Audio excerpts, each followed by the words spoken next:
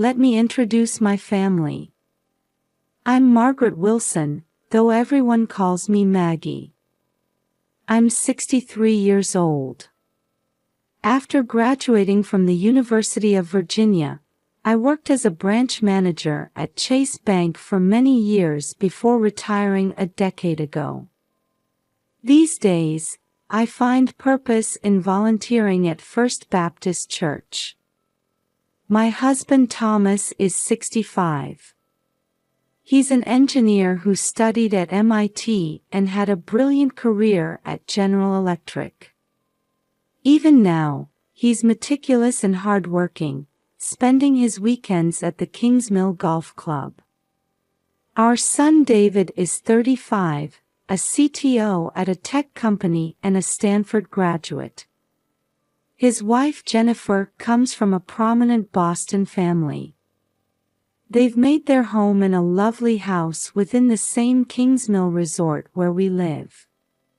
And then there's my treasure, my 8-year-old grandson Kyle. He's a third grader at Williamsburg Christian Academy, a smart boy who excels at swimming. My mother Mary, who passed away 2 years ago, was the founder of a successful local department store chain. She adored Kyle and left him a trust fund worth $70 million. We live a life of comfort in the upscale Kingsmill Resort near Williamsburg, Virginia. On a misty morning at Kingsmill Resort, the perfectly aligned colonial-style mansions stretch toward the sprawling green golf course. In our garden, the antique roses my mother cherished are blooming beautifully again this year. Grandma, what was the sermon about at church today? When I return from First Baptist Church, Kyle is always waiting at the door. The world reflected in his innocent eyes must surely be more beautiful than the one we adults see. Mother left such a large trust fund for his future. Mother's final words still echo in my ears. Maggie, I trust your family. Thomas and David will surely be good trustees. True to Mother's words, we want for nothing now. But sometimes, I feel a slight unease in this too-perfect daily life. Like a single raindrop falling on a still lake, it disappears quickly, and yet. On a crisp July morning, I stand in the kitchen where the roses in the garden shimmer in the morning sun. The antique roses that Mother carefully tended are now under my care. The way the morning dew sparkles like jewels on the petals was Mother's favorite sight. Good morning, Maggie. Thomas appears with his newspaper, as usual. His meticulous nature hasn't changed since retirement. He's already preparing for his early morning round at Kingsmill Golf Club. Navy polo shirt, white pants, and the gold cufflinks Mother gave him. His perfect appearance might be a point of pride from his MIT engineering days. I pour coffee into a small white cup and begin my devotional time. Prayer words quietly fill the room. This peaceful morning ritual is a precious habit inherited from Mother. Sitting in a deck chair by the pool with my Bible open, the morning sun reflects off the water's surface like scattered diamonds. The tranquility after completing my daily routine at First Baptist Church is comforting. Grandma. Kyle's energetic voice breaks the silence. He comes running with his new swimming goggles. My grandson, the most popular child in First Baptist Church's Sunday school, brightens up everyone around him. In his white polo shirt and khaki shorts, he looks like he stepped right out of a magazine. Kyle, did you eat your breakfast? Yes. Mom made her special pancakes. They were delicious with lots of blueberries and maple syrup. Jennifer always shows off her culinary skills during weekend breakfasts. Having grown up in a prestigious Boston family, her cooking is first class. Lately, her menus have become especially elaborate. But recently, something seems different about her. Those dark circles under her eyes worry me. Maggie, may I join you for the Whole Foods shopping trip this weekend? Jennifer places her hand on my shoulder from behind. The scent of her Chanel perfume mingles with the morning air. Of course. Your sense of style is wonderful. You're much better at choosing organic vegetables than I am. Thank you. Actually, David seems to be thinking a lot about Kyle's future lately, including the education fund and everything. Jennifer's voice trembles slightly during our casual conversation. Her hand tenses on my shoulder. That's natural, isn't it? He's our precious son. Yes, but sometimes, his intensity frightens me. What do you mean? Oh, it's nothing. Jennifer suddenly changes the subject and starts planning the weekend menu. There seemed to be a hint of panic in her gesture. Sunday at First Baptist Church. As hymns fill the air, we sit together as a family. Kyle's clear voice rings out like an angel's. The Virgin Mary painted on the church ceiling seems to smile down gently. During the fellowship time after service, we enjoy our usual Chick-fil-A lunch. Family smiles around the table, a familiar scene, yet something feels off. Hey, Kyle! David calls out to his son, holding a new video camera. The latest Sony model just arrived last week. Dad, are you filming again? Yes, I want to document your growth. Especially this summer, I want to capture lots of memories. Come on, look this way. Isn't this a bit excessive? Everyone. Thomas spreads a brochure on the table. The glossy pages display vibrant photos of Busch Gardens. How about a family trip to Busch Gardens this summer? Kyle's eyes light up at those words. But for a moment, I catch David and Jennifer exchanging glances. A dark shadow seems to cross their expressions. I agree. Let's go before it gets too hot. My words ease the family's expressions. Yet I can't shake the feeling that something lurks behind those smiles. On the drive to Kyle's swimming lesson, he suddenly says, "Grandma, adults are strange sometimes." What do you mean? Mom and Dad really want to take photos and videos lately. But their smiles seem different. And I've seen Dad on the phone with someone twice in the middle of the night. The reflection of my grandson in the rearview mirror looks oddly mature. His observant nature, unusual for an 8-year-old, catches me off guard. That night, looking through photo albums in my bedroom, Mother's last words come back to me. "Maggie, my final gift. It will surely bring happiness to your family." The photos in the album certainly show happiness. But now, I can't shake the feeling that some unseen shadow lurks behind these perfect smiles. Tomorrow will bring another happy morning, I want to believe. Yet why does my heart grow heavier by the moment? From the deck, I look up at the night sky where stars twinkle quietly. In our too perfect daily life, something is definitely beginning to change.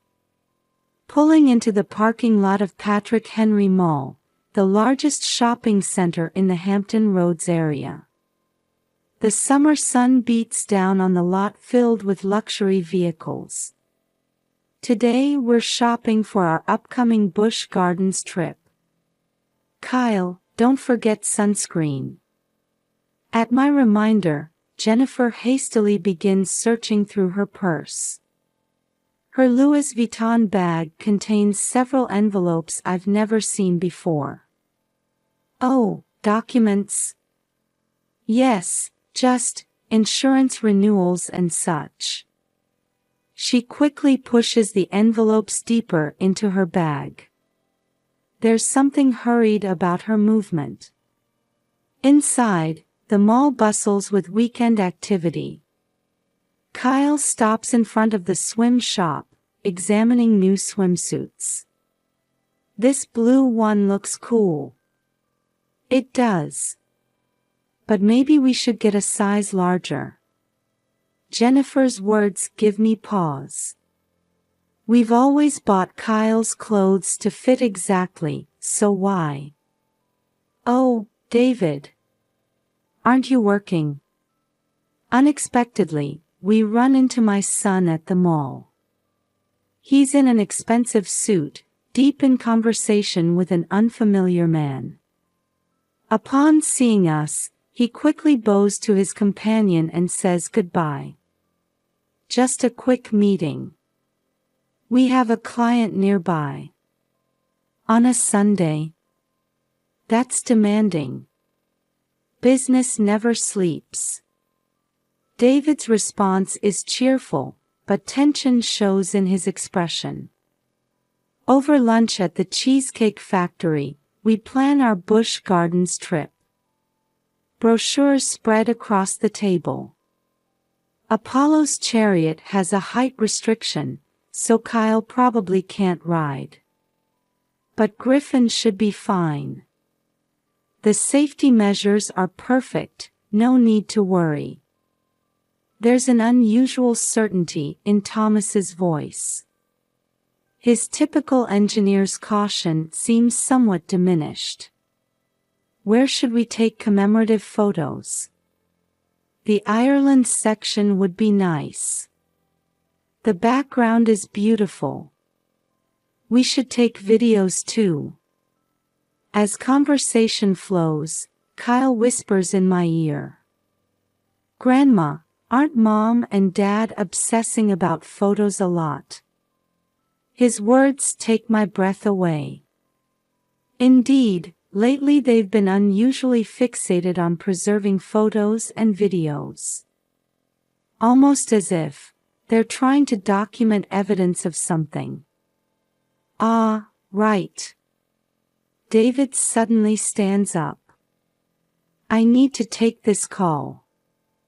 Important business with the insurance company. He hurriedly leaves the table. Through the restaurant window, I can see him talking to the same man from earlier. Insurance? Yes, they've been calling frequently lately. About life insurance reviews and such. Jennifer's voice trembles. She downs her water in one gulp and excuses herself to touch up her makeup. Meanwhile, Kyle quietly eats his cheesecake. But his eyes carefully observe the adult's behavior. Grandma. Yes, dear. I'm excited about making summer memories. But everyone seems different. Not like usual.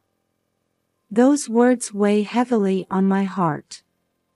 Indeed, the family atmosphere has been gradually changing lately. Though peaceful and happy on the surface, something ominous seems to lurk beneath.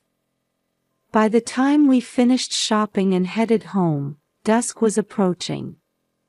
Kyle quickly fell asleep in the car.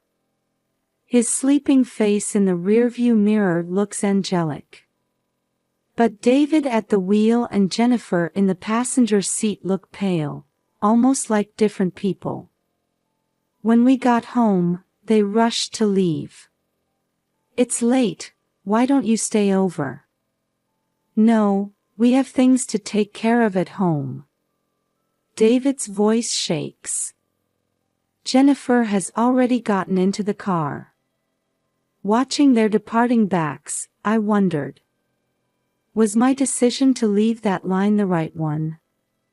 But why do they both look so deathly pale? That night, I clutched Mother's heirloom ring and prayed. What would tomorrow bring us? I had no way of knowing the answer yet. The next morning, after a sleepless night, I went to make my usual coffee when a newspaper headline caught my eye. Emergency stop on Busch Gardens roller coaster, control system anomaly detected early, major disaster averted. The white mug slipped from my hands. The sound of shattering ceramic pierced the morning silence. Maggie. Thomas, reading the paper, turned around startled. His eyes held an emotion I'd never seen before. Fear. Or guilt. Just then, my phone rang. It was Bank of America. "Mrs. Wilson, our routine audit has uncovered some concerns regarding your account. Could you come to the branch at your earliest convenience?" The bank's call was ice cold. "Yes, I'll come right away." As I started to prepare, I noticed Mother's old album that I'd been looking through last night, driven by anxiety. Flipping through the pages absently, I found a receipt tucked inside. In Mother's handwriting, Mary's Trust, beneficiary, Kyle Wilson. Dated just before her death. But the amount. This is different from what Mother told me. At the Bank of America branch, a young female banker led me to a private room. "Mrs. Wilson, we'd like to confirm several points about the trust account activity over the past 6 months." When she turned the computer screen toward me, I saw an unbelievable transaction history. Massive transfers. International wire transfers. And an abnormal increase in insurance policies. Were you aware of all these transactions? I was speechless. All the transactions displayed had proper authorization stamps. But I hadn't known about any of them. Leaving the bank, I found myself heading to First Baptist Church. Children's voices drifted from the Sunday school classroom windows. Maggie. Mrs. Sarah, the pastor's wife, rushed over. It must have been difficult. I heard about yesterday. Yesterday? Yes, about David suddenly resigning from the church's financial management position. And something about a long overseas business trip. In that moment, all the pieces started falling into place. Returning home, I heard my husband's voice from the study. Despite the late hour, he was on the phone with someone. "Yes, proceed as planned. The insurance money will definitely." "No, yesterday was unexpected.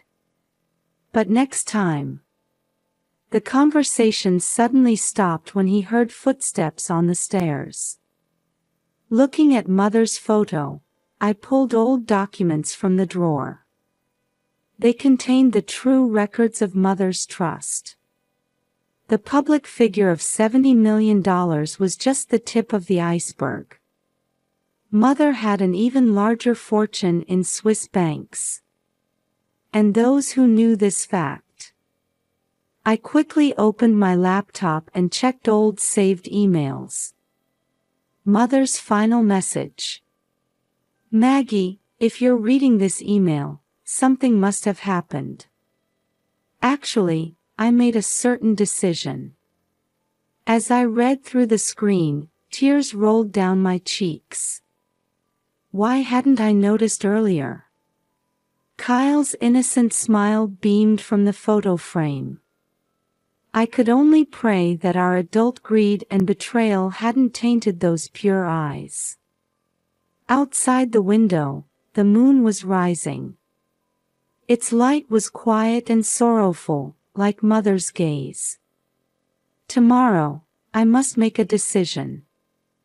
To prevent our family's collapse. And above all, to protect Kyle's future. In an interview room at the Williamsburg Police Department. Morning sunlight reflects off the coffee cup on the table. Mrs. Wilson, this is a serious matter. Detective Sarah Collins studies me from behind her glasses. Stacks of evidence documents I brought sit before her. Attempted insurance fraud. Misappropriation of trust funds. And an attempted accident. But it remained only an attempt. My voice shakes as I continue. Thanks to an 8-year-old child's intuition. Leaving the station, I headed straight to First Baptist Church. Though it wasn't Sunday, there was someone at the small church.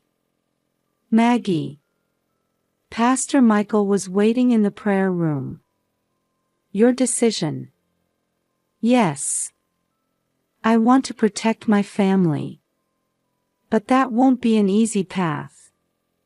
I know. But.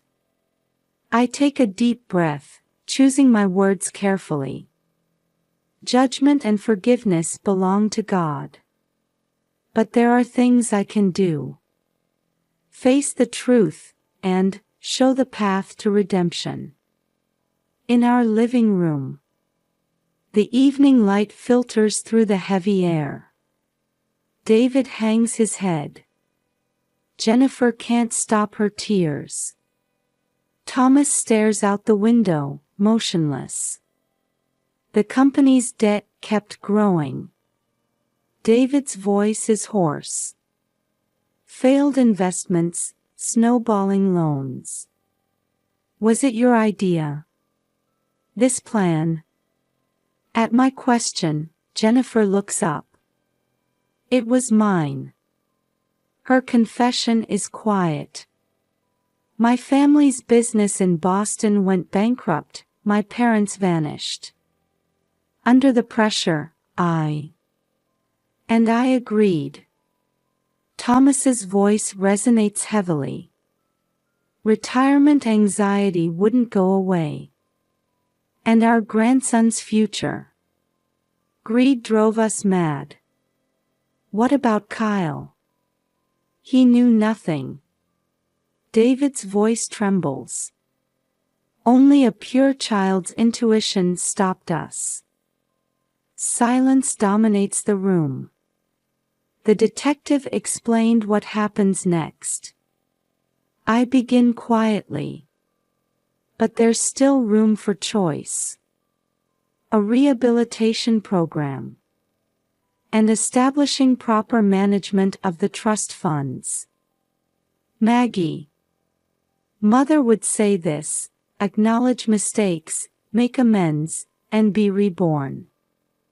That's what a truly loving family does. Outside the window, birds are singing. Kyle, come in. The door opens. Kyle peeks in with a worried face. Why is everyone crying? We're sorry. Jennifer chokes up. We made mistakes, sweetie. Kyle slowly approaches his mother and wipes her cheeks with his small hands. It's okay. God will forgive you. The Sunday school teacher said so. His innocent words changed the atmosphere in the room. Light always pierces darkness. That's the truth an 8-year-old child taught us. I stand up, clutching Mother's heirloom ring. The path ahead won't be smooth. But our rebirth begins with facing the truth. 1 year later, early summer. Roses bloom proudly in First Baptist Church's garden. Grandma, look. Kyle takes a photo of David holding his rehabilitation program completion certificate. He now teaches swimming to local children every weekend. Jennifer has started volunteering in the church's counseling department. Her experience has become a light for others carrying similar burdens. Maggie. Thomas gently places his hand on my shoulder. The old sincerity has returned to his eyes. Thank you for showing us the path to redemption back then. Mother Mary's trust funds are now under strict third-party management. It's a testament to the lesson we learned. Grandma, do you remember today's Bible verse? Kyle asks with an innocent smile. Yes. The light shines in the darkness. I look up at the sky. I feel like Mother is watching over us. Acknowledge mistakes, make amends, and be reborn. That's the path our family chose. And now, the light of a new dawn